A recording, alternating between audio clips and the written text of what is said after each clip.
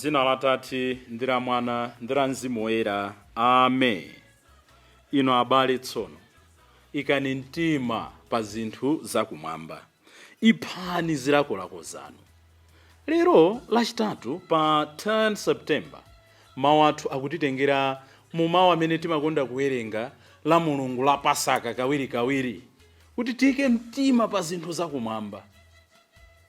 Lero Ambuye Yesu afuna tilingalire moyo wathu, timachikhala bwanji chikhristu chathu, osati awo koma ineyo chikhristu changa ndimachikhala bwanji. N'chifukwa chake akutikumbutsa uthenga wabwinonso tsiku la lero. Chimwemwe ndi kuvutika zimayenderana tikayenda ndi Ambuye. Tikulandireni abale ndi alongo pano patiyankhule na Ambuye.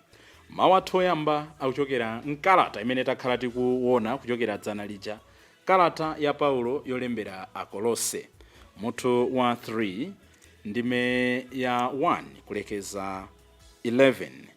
Amene akutiwerengera mawu oyamba ndi Mai Priska Jere, a Catholic Women Association, kuchokera ku Kauma Outstation St. Patrick's Parish mu Archdiocese ya Lilongwe. Ndipo salimo yathu tsiku la lero ndi salimo namba 145. Chilimbi chathu chauta ndi wabwino kwa onse. Tinaonanso chilimbi chomwecho dzulo. Ngati chauta ndi wabwino kwa onse, tiyesetse nafenso kukhala abwino kuyambira pa nyumba pamene ndikukhala. Ndidzakuthokozani inu chauta tsiku ndi tsiku, ndidzatamanda dzina lanu mpaka muyaya. Chauta ndi wamkulu ndi woyenera kumtamanda kwambiri, ndipo ukulu wake sitingathe kumvetsa. Chauta ndi wabwino kwa anthu onse. Mawu athu amuthenga wabwino akuchokera mu uthenga wa Luka, mutu wa 6 ndime ya 20 kulekeza 26. Amene akutiwerengera mawu amthenga woyera komanso kutigawira mawu ndi Reverend Father Francis Damaseke, kuchokera ku St. Peter and Paul na Tenje Parish mu Archdiocese ya Lilongwe. Tisinkhesinkhe limodzi. Mawu oyamba. Mawu a nkalata ya Paulo yolembera Akolose.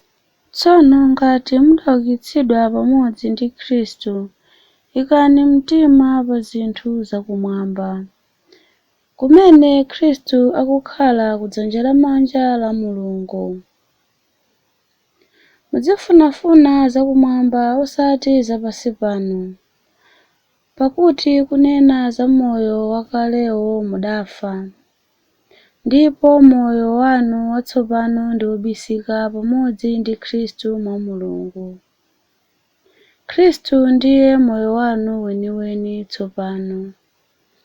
Choncho pamene Iye adzaonekeranso, inunso mudzaonekera mu ulemerero pamodzi naye.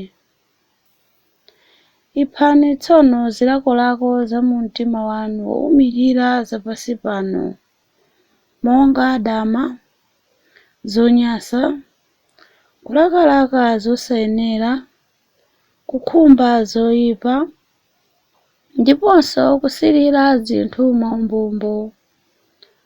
Kusirira koteroku sikusiyana ndi kupembedza mafano. Chifukwa cha zinthu zotere, Mulungu amawakwiyira anthu osamumvera. Inunso kale makhalidwe anu anali omwewo, munkachita zomwezo. Koma tsopano musachite zonsezi, monga kukalipa, kukwiya, kuyipa mtima ndi mijedu. Pakamwa panu pasamatulukenso mawu otukwana kapena onyansa.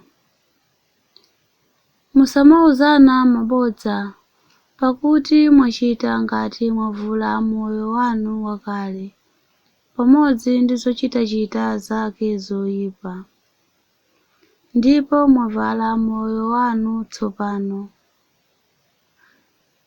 Moyo umenewu Mlengi wanu akuwukonzabe kosalekeza, kuti mudzamudziwe kwenikweni ndi kufanafana naye. M'moyo watsopanowu palibenso zoti uyu ndi Muyuda kapena osakhala Muyuda, owumbala kapena osawumbala, munthu wachilendo, munthu wosaphunzira, kapolo kapena mfulu, koma Khristu basi ndiye wopambana onse, ndipo amakhala mwa onse. Mawu a Ambuye. Tithokoze Mulungu. Ambuye akhale nanu. Mawu a Uthenga Wabwino monga adalembera Luka oyera. Ulemu kwa inu Ambuye. Mutu wa 6 ndime ya 20 kulekeza 26. Pa nthawi imeneyo Yesu adayang'ana ophunzira ake nawawuza kuti, ndinodala inu osaukanu, ufumu wa Mulungu ndi wanu. Ndinodala inu amene mukumva njala tsopano, chifukwa mudzakhuta. Ndinodala inu amene mukulira tsopano, chifukwa mudzakondwa. Ndinodala anthu akamadana nanu, akamakusalani ndi kukuchitani chipongwe, ndipo akamayipitsa dzina lanu chifukwa cha Mwana wa Munthu. Nthawi imeneyo sangalalani ndi kuvina ndi chimwemwe, chifukwa mphotho yanu ndi yayikulu kumwamba. Paja ndi zomwezo makolo awo ankachitira aneneri akale. Koma ndinu atsoka anthu achumanu, chifukwa mwalandiriratu zokusangalatsani. Ndinu atsoka amene mukukhuta tsopano, chifukwa mudzamva njala. Ndinu atsoka amene mukukondwa tsopano, chifukwa mudzamva chisoni ndiponso mudzalira. Ndinu atsoka anthu onse akamakuyamikirani, paja makolo anu ankachitira aneneri onama akale zomwezo. Mthenga wa Ambuye. Ulemu kwa inu Ambuye Yesu Khristu. Tikumbukire kumene tikuchokera. Dzulo lija timanena kuti anthu were pressing for Jesus kuti amve mawu ake. Anthu amafunitsitsa atamva mawu a Mulungu. Tisayiwale kuti nthawi anthu anali under oppression, anthu anali mu ulamuliro wa Chiroma umene unali wozunza, umene ngakhale anali mdziko lawo la Israeli anthu amasowa nawo mtendere. Ndi amasowekera wina wake oti awalimbitse mtima. Remember, people mistaken Jesus for a political messiah. Amaona ngati umesiya wake ndi umesiya woti angolipsira basi akwapula adani a Israeli ndi kulanda zinthu zonse zimene Aisraeli anali atalandidwa nkuabwezeretsa. Choncho anthu ambiri inde ena amabwera kuti amve mawu ake, koma ena amabwera pa zifukwa zolakwika. Ena ndaja amangobwera kuti akhutitse mimba zawo. Choncho ophunzira Ambuye Yesu anali ndi nkhawa asiya zonse. Remember, ophunzira Ambuye Yesu ambiri achoka from well-to-do families. Dzulo lija timanena kuti adayitana ana Zebedeyo amene kwawo kunali kochita bwino, fa bambo awo anali msodzi, osati msodzi wamba, anali ndi maboti, ndiye kuti anali ndithu managers oyang'anira chuma cha atate wawo. Adasiya zonse zija.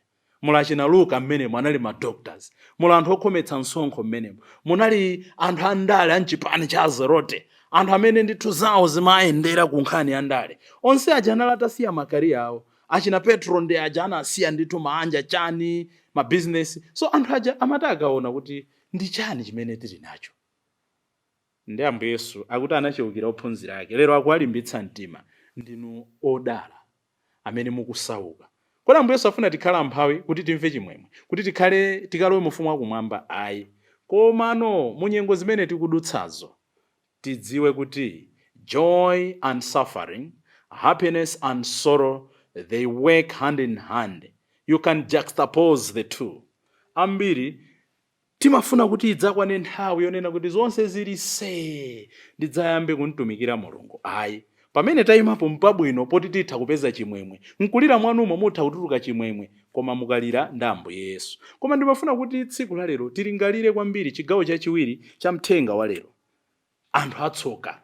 Poyamba kuatchula anthu achuma, anthu amene alandiriratu zowasangalatsa. Monga ndanenera, Ambuye Yesu safuna tikhale mu mphawi. Ngati kuli Ambuye wathu amene amafuna tizikhala okondwa ndi Mulungu wathu, komano amafuna kuti zimene adatipatsa, pajatu zinthu zonse zidachokera kwa Iye ndipo zimalinga kwa Iye, koma amafuna kuti zimene adatipatsa nazozo tizitsegula madalitso owapatsa anzawo. Koma tikhala atsoka ngati Mulungu adatidalitsa ndi chuma, chumacho chikungotumikira ine, nyumba yanga ndi zosowa zanga, ndi banja langa ndi ndani wanga. Ayi. Ndinu atsoka amene mukukondwa mukuyiwala anzanu amene akusauka. kukondwa sikolakwika, koma kukondwa to the expense kuti anthu onse akudandaula fetereza, anthu onse akudandaula chakuti, iweyo nkumakondwera kuti uli nazo nkuphangira, ukhala watsoka. So nkukondwa kwathu ngati tikuyiwalana kwena, kapena ngati kukondwa kwathu kukubwera chifukwa choti ena akulira, chifukwa aliponso anthu ena ozerezeka, ine ndimatopepera, amene amapeza chimwemwe chifukwa cha misozi ya anthu ena. Anthu ena agona ndi njala, iwo amamva kukoma. Anthu ena banja latha, iwo amamva kukoma. Anthu ena kaya munsembe mu zinthu sizikwayendera, iwo nkumatamata ngatani, akhaula amene. Muli ndi tsoka ngati chimwemwe chanu chimabwera because of somebody's tears. Ndino atsoka anthu akamakuyamikirani. These days, with the influence of social media, anthu timafuna kuti aliyense, moti anthu momwe tizichita mpikisano onena kuti ndagwira bwanji ntchito ya Mulungu. Anthu mwina mpaka ife atumiki a Mulungu machita mpikisano kuti uli ndi malaika angati, post yako ili ndi malaika angati. Ineyo ndi anthu, muli ndi tsoka anthu ambiri akamakuyamikirani. Even atakuyamikirani 0 munthu, koma ngati mukudziwa kuti mwachita chinthu choyenerera, mupeza mtendere. Ambiri moyo wathu timafuna aliyense azitiyamikira. Ndachena, zikumveka bwanji. Basi zichamalalika Father Kaliwamba wiki yapitayo kunena kuti even mmene Herode amakadula mutu wa Yohane pakhosi, ati chifukwa chonena kuti amati anthu aziti chani, nkhani imene imationonga ambiri yonena kuti anthu azitiyamikira. Ndambu Yesu lero akunena kuti muli ndi tsoka ino. Tikabwera m'mawu oyamba monga ndinanenera akutitengera ku nyengo ya Pasaka. Ndimafuna kuti mawu a tsiku la lero tisachedwe ndi kutanthauzira. Tingowamva mmene alilimo, aliyense nkutola kuti ndeleroli kupita chitsogolo ndi chitapo chani. Because nthawi zina ife atumiki, we have a tendency of oversimplifying or over-translating mawu a Mulungu. Nthawi zina tizingowamva mawu a Mulungu mmene akuvekeramo, aliyense nkuanyamula kuti apanga chani m'moyo mwake. Nde mawu oyambaja, pali zinthu zitatu zimene ndimafuna kuti aliyense angoziva mmene zikuvekeramo, nkuona kuti moyo wake zikumukhudza bwanji. Choyambirira akuti ikani mtima wanu pa zinthu zakumwamba. Ndikamapanga maplani a moyo wanga, really is God and spiritual and eternal values among my priorities. Mona kuti ndimanena kuti chaka chino Ambuye akalola ndimanga nyumba, ndichita zakuti, ndipanga mastadi yakuti, ndipanga zakuti, uko siku lako ayi. Koma do we have really unena kuti chaka chino ndidula mtulo, chaka chino ndithandiza amphawi, chaka chino ndilipira anthu school fees, chaka chino ndifuna ndiyesetse pa banja panga ndikhale munthu okhululuka. Mukatero ndi kuti mukuyika mtima pa zinthu zakumwamba. Ambiri we base our lives pa zinthu zapansi pompano. We set our goals pa zinthu zimene mwina sizimenekera kuti zikhale ma goals athu. Ndanena kuti zinthu zitatu. Chachiwiri akuti iphani zilakolako za mu mtima wanu owumirira zapansi pano, nde azitchula. Ndatina kuti aliyense angova uthengawo nkudzilalikira yekha. Tiphe chani? Dama, zonyasa, kulakalaka zosayenera, kukhumba zoyipa, ndiponso kusirira zinthu mwa umbombo. Kusirira, ndibwerezenso kusirira zinthu mwa umbombo. Akaona foniyo ineso ndakhala nayo, akaona dressiro ineso ndakhala nayo, akaona saluyo ya khongo ineso ndakhala nayo, akaona chakuti ineso ndakhala nayo. Kusirira zinthu mwa umbombo. Kwagwetsa anthu m'mavuto, kwagwetsa anthu ngongole, kwagwetsa anthu mukapolo, kwapangitsa anthu kuti atenge matenda. Chachitatu akuti koma tsopano musachiteso zakale zonse, nde akuzitchula pabanja panupo mmoyo mwanu tsiku la lero, monga kukalipa, kukwiya, kuyipa mtima ndi mijedo. Kugula foni, kungoja the first thing. Tione kapeji kama bodza kaja. You are happy ukava mijedo. You are happy mukachita mijedo. Akuti pakamwa panu pasatulukenso mawu otukwana kapena onyasa. Aliyense amve mawu amenewa. Ndikuwabwereza, ndanena kuti ndi mawu amene timawerenga pa Easter. Kuti Ambuye wangouka, afuna moyo umene tizikhala ndi umene. Aliyense apange interpret zimenezi. Ndikhala bwanji moyo wa mijedo. Ambuye tithandizeni tsiku la lero. Kuti monga mwatuzira muthenga wabwino, tikhale odala chifukwa chopathanitsa mtima wathu ndi mtima wanu. Ndipo monga mwatuzira mkalata yoyamba, mukalata imene Paulo akulembera Akolose, tithandizeni ifenso tsiku la lero kuti tiphe zilakolako zakale. Makamaka mwatchulamo zinthu zitatu: mijedo, kuyankhula zinthu zolakwika, zilakolako zoyipa, kusirira zinthu mwa umbombo. Tithandizeni Ambuye tsiku la lero tiyeretse mitima yathu. Dzina la Atate ndi la Mwana ndi la Mzimu Woyera. Amen.